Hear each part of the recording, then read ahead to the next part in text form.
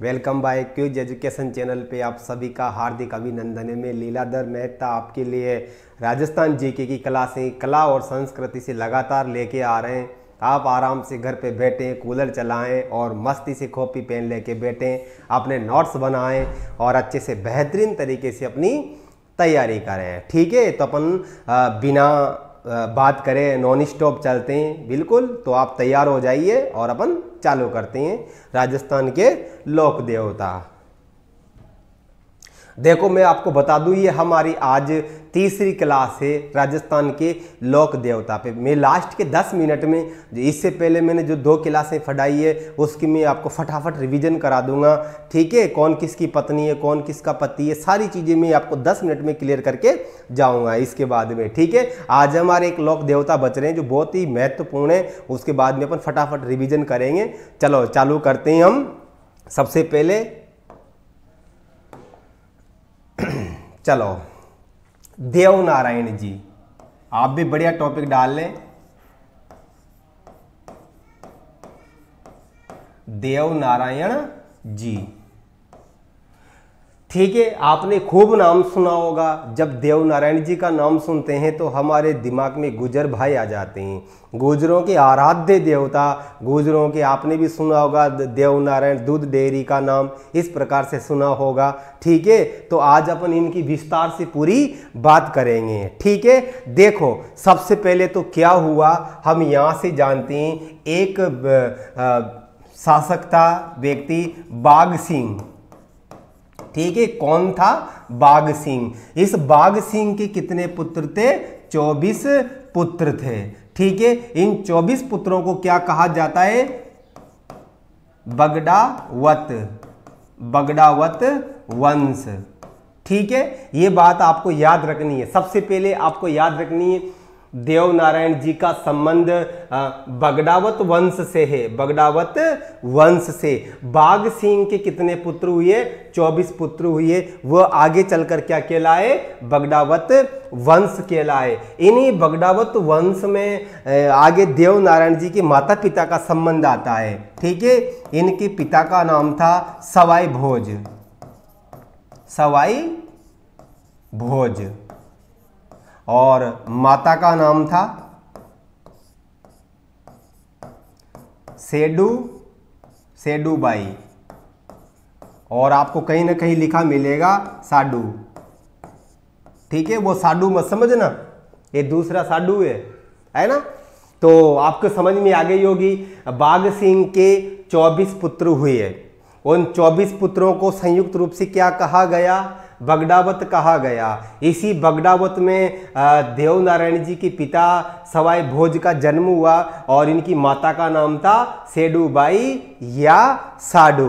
ठीक है, तो आपकी ये चीज समझ में आई होगी, है ना। इनकी पत्नी का नाम पीपल दे, पीपल दे। ठीक है, देखो सबसे पहले इनका जन्म हुआ। ये गुजरों का आराध्य देवता है। बहुत ही एक गुजर ऐसी जाति है जो सुसंगठित सुसंस्कृत तरीके से और एक नियोजित तरीके से एकता बनाकर रहती है। इनकी सटक गई तो समझो फिर सबकी सटक गई, है ना। गुजरों से बहुत ध्यान रखना पड़ता, एकता होती है इन लोगों में, है ना। और ये दूध का व्यापार अधिकांशतः ज़्यादा करते हैं। आजकल तो एजुकेशन क्षेत्र में भी खूब पढ़ाई कर रहे हैं, फिर भी अपन इस चीज़ को याद रखें। तो पत्नी का नाम क्या हो गया? पीपल दे, पिता का नाम सवाई भोज, माता का नाम सेडूबाई। ठीक है, अब अगर हम बात करते हैं आगे इनका जन्म, जन्म हुआ था इनका विक्रम संवत, विक्रम संवत 968 में, है ना। कहाँ हुआ था ये? माला शेरी। ये माला शेरी कहाँ पर पड़ता है? आपका भीलवाड़ा में। ये आपको जन्म याद रखना पड़ेगा, है ना। और आप इसके पास में याद रखें आसिंद, है ना। कभी कभी इनका जन्म, कभी कभी नहीं, इनका जन्म कहाँ हुआ था? वैसे गांव पूछे तो मालासेरी, आसिंद के निकट मालासेरी में भीलवाड़ा में इनका जन्म हुआ। माता पिता का नाम हो गया, जन्म हो गया। जन्म होने के बाद में इनकी शादी हो गई। अब शादी होने के बाद में क्या होता है? शादी होने के बाद में बच्चे पैदा होते हैं। इनके 2 बच्चे थे। एक तो लड़का था भीला, एक थी भीली,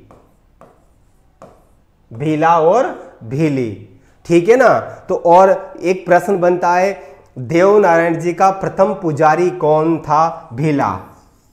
नोट कर लेना, देवनारायण जी का प्रथम पुजारी कौन था? उनका पुत्र भीला, ठीक है। तो ये आपको सामान्य जानकारी याद रखनी है, फिर अपन आगे बढ़ते हैं। चलो देखते हैं अपन।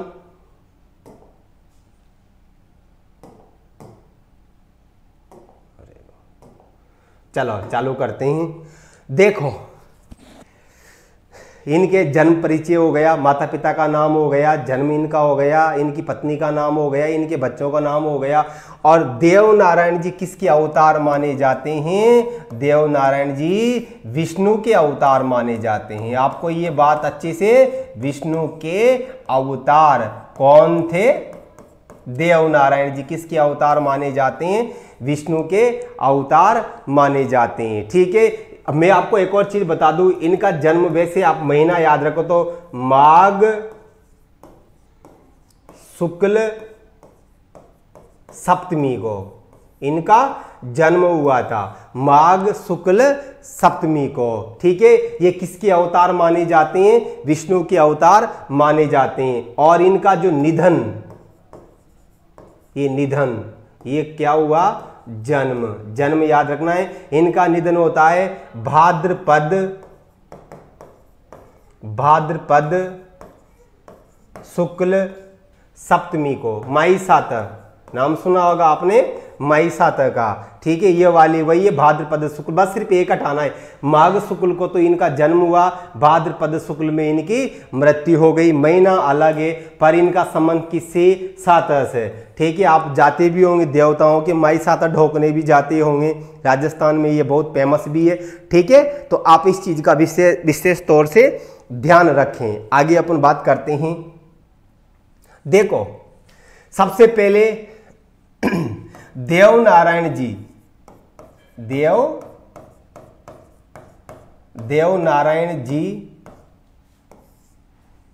गायों का अधिक पालन करते थे, गायों का अधिक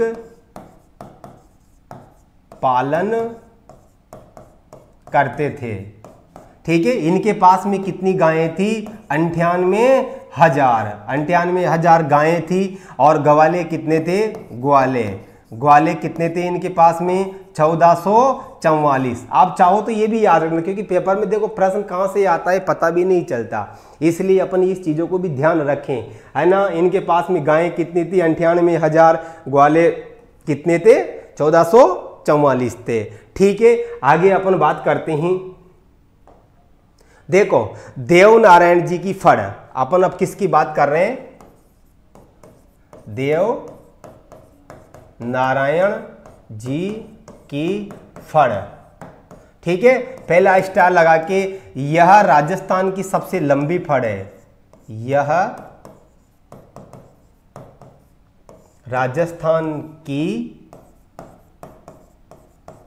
सबसे लंबी फड़ है। पहली बात याद रखना, इसमें जंतर वाद्य यंत्र का प्रयोग किया जाता है, आप ये भी याद रखें। आगे गुर्जर जाति के भोपे इसका वाचन करते हैं। ये 3 प्रश्न लिखा दिए। और इनकी जो फड़ है उसमें 335 गीत है, ये भी आप याद रख सकते हो, ठीक है। और इस पर डाक टिकट जारी किया गया था 2 सितंबर 1992 को। तो ये मोटे मोटे प्रश्न थे फड़ से संबंधित।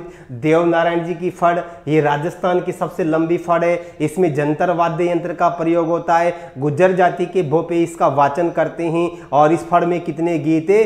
935 गीत है, ठीक है। देवनारायण जी को किसका अवतार माना जाता है? विष्णु का अवतार माना जाता है, इस चीज को भी आप याद रखें। और देवनारायण जी का सबसे प्रसिद्ध स्थान, ठीक है। देव नारायण जी का सबसे प्रसिद्ध स्थान, देव नारायण जी का प्रसिद्ध स्थान कौन सा है? आसिंद मतलब भीलवाड़ा। यहां पर आसिंद भीलवाड़ा में प्रसिद्ध मेला लगता है, वह कब लगता है? भाद्रपद शुक्ल सप्तमी को, माई सात बड़ी सात पे इनका मेला लगता है। तो आप इस चीज को भी याद रखें, ठीक है ना, जन्म परिचय याद रखें। और एक चीज मैं आपको बता दूं, देव नारायण जी ने एक शासक था भिनाय, ये भिनाय, ये भिनाय ने क्या किया था? देव नारायण जी की गायों को लेके भाग गया था, तो इस भिनाय को पराजित किया था। तो आप इस चीज का भी विस्तार से अच्छे से ध्यान रखें, ठीक है। अपन और इनके बारे में जानकारी प्राप्त करेंगे, ठीक है। और इनकी सबसे बड़ी खासियत थी, ये जब सुबह सुबह उठते थे तो सरे माता गाय के दर्शन किया करते थे, ठीक है ना, याद रह जाएगा। सरे माता गाय के दर्शन करते थे और 1444 इनके गवाले थे, गीत वगैरह मैंने आपको बताई दिए, ठीक है। इसके बाद में अपन और बात करते हैं यहाँ पर देव नारायण जी की जन्म वगैरह। ये देखो इनके बारे में मोटे मोटे प्रश्न कहाँ से बनते हैं, है ना। एक तो इनके माता पिता का नाम, इनका जन्म कहाँ हुआ, इनका जन्म कब हुआ, इनकी मृत्यु कब हुई, कौन से महीने में मृत्यु हुई, कौन से महीने में इनका मेला लगता है, और माता पिता का नाम भी हो गया। फड़ से संबंधित क्वेश्चन पूछे जाते हैं। फड़ में कितने गीत थे? 335 गीत थे। सबसे लंबी फड़, इनकी फड़ को सबसे लंबी फड़ माना जाता है, ठीक है। इस प्रकार से रात्रि जागरण के समय इस फड़ को बांचा जाता है ना। एक खुले मंच पर फड़ का आयोजन किया जाता है रात्रि के समय, है ना। तो ये अपन ने किसके बारे में जाना? देव नारायण जी के बारे में, ठीक है। चलो अब अपन आगे बढ़ते हैं और उन सारी चीज़ों को अपन बिल्कुल बराबर देख लेते हैं, ठीक है। तो आप भी उसी हिसाब से पढ़ते रहें। चलो चालू करते हैं।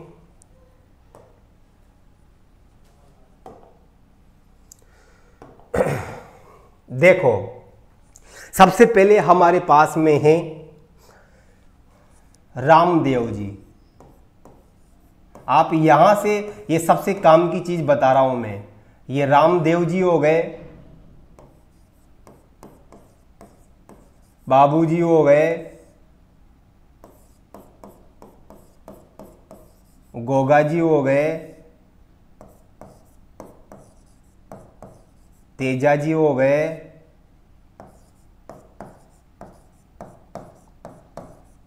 देव नारायण जी हो गए, हड़बू जी हो गए, मेहा जी। इन दोनों के बारे में भी बता रहा हूं मैं, ठीक है। 1 2 3 4 5 6 7, इन 7 लोक देवताओं के बारे में आपको बहुत अच्छे से और ज़्यादा नहीं है, 10 मिनट का टॉपिक है मेरे हिसाब से। अगर आप मानो तो इस प्रकार से ये डायग्राम बना लेना अपनी कॉपी में, पेज में अच्छे से बार बार उसको दोहराना। आपको एक सबसे बड़ी समस्या होती है कि यहाँ पता भी नहीं चलता किसकी लाडी कौन सी है ना, तो और किसकी घोड़ी कौन सी, किसका जन्म कहाँ पर हुआ। तो मैं आपको एक सारणी बनाकर सारी चीज़ों को अब बताने जा रहा हूं, जो मैंने पिछले 3 दिन तक जो पढ़ाया उसको मोटा मोटा, ठीक है। तो आप इन चीज़ों का बार बार अभ्यास करें, ठीक है। सबसे पहले मैंने यहां पर डाला एक टॉपिक जन्म, ठीक, क्या डाला? जन्म। अब इनका जन्म कहां पर हुआ? तो सबसे पहले देव नारायण रामदेव जी का जन्म होता है उंडकासमेर। कहां पर पड़ता है ये? बाड़मेर में, ठीक है।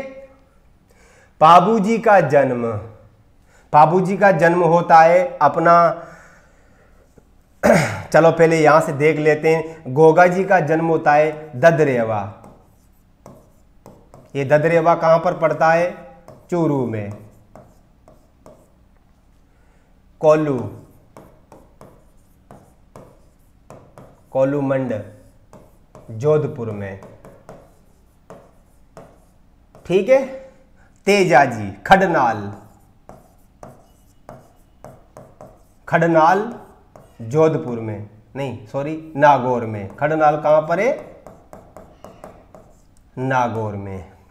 देवनारायण जी मालासेरी,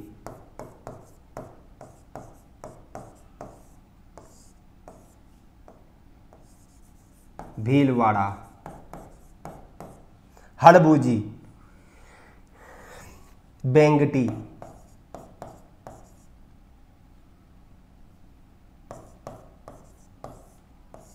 जोधपुर में। बापनी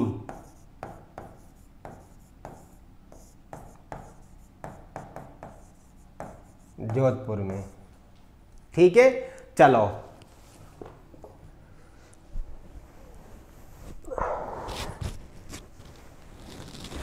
तो मैं आपसे उम्मीद करूंगा ये चीज़ आपके यहाँ तक बढ़िया समझ में आई होगी। एक बार अच्छी सी चेक कर लें। रामदेव जी का जन्म कहाँ पर होता है? उंडकासमेर में। बाबू जी का जन्म कहाँ होता है? कोलूमंड में। गोगा जी का जन्म कहाँ होता है? ददरेवा में। तेजा जी का जन्म कहाँ होता है? खडनाल में। देवनारायण जी का जन्म कहाँ होता है? मालासेरी भीलवाड़ा में। हड़बू जी का जन्म कहाँ होता है? बेंगटी में। मेहा जी का जन्म कहाँ होता है? बापनी में। इन दोनों से जब भी प्रश्न पूछा जाता है, ये दो ही प्रश्न पूछे जाते हैं जन्म से संबंधित, इनके फेमस स्थान।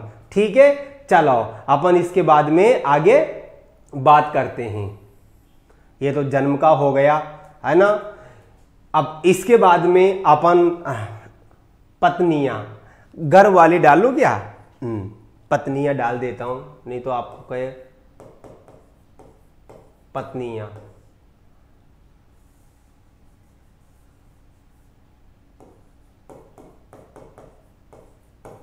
ठीक है। पत्नियां, बीबी है ना। चलो किसकी बीबी कौन सी थी ये देखते हैं। रामदेव जी की बीबी का नाम था नेतल दे, है ना। रानी नेतल दे, रानी नेतल दे, क्योंकि देखो एक जैसे नाम में बहुत दिक्कत आती है ना।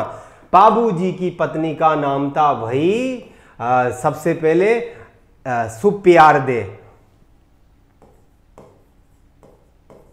सुप्यार दे, या फिर फूलन दे। वो फूलन दे वाली फिल्म वाली मत समझ लेना तुम, फूलन दे वाली फिल्म फूल और कांटे देख ली वो, है ना। हाँ, तो बाबू जी की पत्नी का नाम क्या था? सुप्यार दे या फिर फूलन दे। गोगा जी की पत्नी का नाम था, गोगा जी बगीचे में गए थे मिलने अपनी पत्नी से, तो अपन इसको केमल दे, केमल दे। तेजा जी का पत्नी था, तेजा जी की पत्नी का नाम था नेतल दे हो गया, सुप्यार दे हो गया, केमल दे हो गया, पेमल दे, पेमल दे। ठीक है। इनकी घर वालियों का नाम एक जैसा है, बहुत दिक्कत आ जाती है ना। देव नारायण जी की पत्नी का नाम मैंने अभी बताया था थोड़ी देर पहले। ठीक है। People they, people they. और इनकी पत्नियां नहीं है ना। ये आपको अच्छे से याद करना है। 1 2 3 4 5 6 7 8 9 10 11 12 क्वेश्चन है ये सबसे सदाबहार, जैसे वो सदाबहार गाने हैं ना जो कभी पुराने नहीं होते हैं, ये प्रश्न भी कभी भी पुराने नहीं होते हैं। तो इन सदाबहार गानों को याद रखना। ठीक है। ये आपके बहुत काम आएंगे, है ना। तो आप भी आराम से इनको याद रखें। चलो इसके बाद में अपन अब आगे देखते हैं, है ना। अगले पे फिर बना लो उसी प्रकार से। रामदेव जी, रामदेव जी। घोड़ा या घोड़ी, घोड़ा या घोड़ी, है ना। रामदेव जी, रामदेव जी के घोड़े का नाम था लीला, है ना। और इसके बाद में बाबू जी के घोड़े का नाम था पाबूजी। केसर कालमी, केसर कालमी, है ना। और तेजाजी, तेजाजी की घोड़ी का नाम था तेली, लीलन। देवनारायण जी, देवनारायण जी की घोड़ी का नाम था लीलागर। तो मैं आपसे ये उम्मीद करूंगा कि आपको ये चीज भी अच्छे से याद रहेगी, है ना। तो इस प्रकार से आप उनकी पत्नियों का नाम, उनकी घोड़ी का नाम और उनका जन्म स्थान ये आपको अच्छे से याद रखना है, ठीक है। चलो अपन और मोटी मोटी बात कर लेते हैं, है ना। देखो रामदेव जी, मैं वैसे ही आपको शॉर्ट प्रश्न बता दूं जो एनसीईआरटी बुकों में लिखे हुए हैं। रामदेव जी, ठीक है, एक ट्रिक मैंने पहले भी बताई थी, मैं पहले वो बता देता हूं। चलो अवतार, क्या डाल लो, अवतार। अवतार में ट्रिक है, एक देवी कसी पाल राख, ये रट लेना। अवतार में ट्रिक कौन सी लगाओगे, देवी कसी पाल राख। 10-20 बार बोलो, 50 बार बोलो, हजारों बार बोलो, तभी तो पैसे गिनोगे ना नौकरी लगने के बाद में, है ना। चलो तो बार बार दोहराते रहो, है ना। इतनी आसानी से पैसे थोड़ी मिलते हैं, बहुत मेहनत करनी पड़ती है, ठीक है। नौकरी लग जाओगे तो फिर खूब मजा भी आएगा, 2 पैसे इधर उधर रोड पे बैठ जाना, कोई गाड़ी आए रुका लो, लाओ पैसे, ठीक है। देवनारायण जी किसके अवतार है, देवनारायण जी किसके अवतार है भाई, ये विष्णु के अवतार है, ठीक है। ये हो गया। अब इसको उठाते हैं। कल्ला, आपने कल्ला का नाम सुना, कल्ला जी, ये कल्ला किसके अवतार है, कसी, शेषनाग के। पाल, पाबूजी, ये पाबूजी किसके अवतार है, ये हमारे लक्ष्मण जी के। बहुत गुस्सा आता है। रामदेव जी, रामदेव जी किसकी अवतार है, कृष्ण भगवान के अवतार है। अब देखो ये भी कितना आसान हो गया, सभी के अवतार भी याद रखो, सबकी घरवालियों के नाम भी याद रखो और घरवाली के साथ साथ उनका जन्म परिचय भी याद रखो, ठीक है।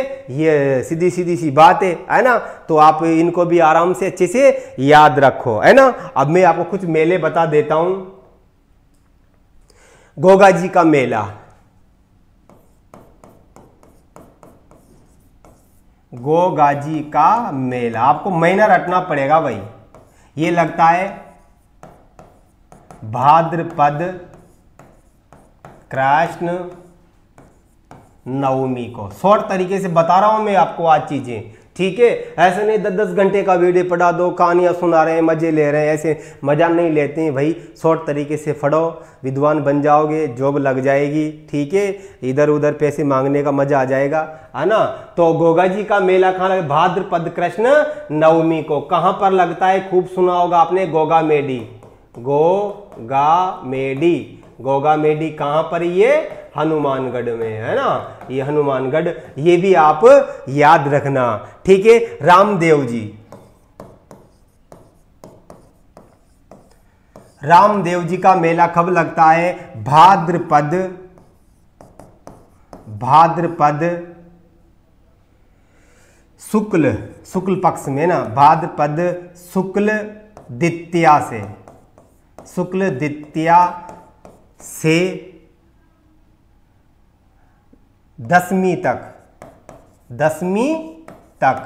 तभी तो बोलते ना वो तेया दसवीं बोलते, हालांकि उसको भाद्रपद शुक्ल द्वितीया से शुरू होता है और भाद्रपद शुक्ल दसवीं तक इनका रामदेव जी का मेला लगता है, ठीक है। आप इस प्रकार से गोगा जी के बारे में, रामदेव जी के बारे में याद रखें। और थोड़ी देर पहले मैंने बताया था देव नारायण जी, देव नारायण जी का मेला कब लगता है, थोड़ी देर पहले बताया था मैंने, भाद्रपद शुक्ल और सप्तमी को।